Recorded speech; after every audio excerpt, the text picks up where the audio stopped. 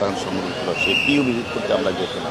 আজকে যখন সাইবার জগৎ এটি অনেক বিষয়, যে আমাদের মাননীয় সংসদ সদস্য তিনি একটা খবর চট করে চোখে পড়লো আজকে তো অং হংলাইয়ের ভাগ্যে তিনি এবছরের ৫ নভেম্বর অনুষ্ঠিত হবে।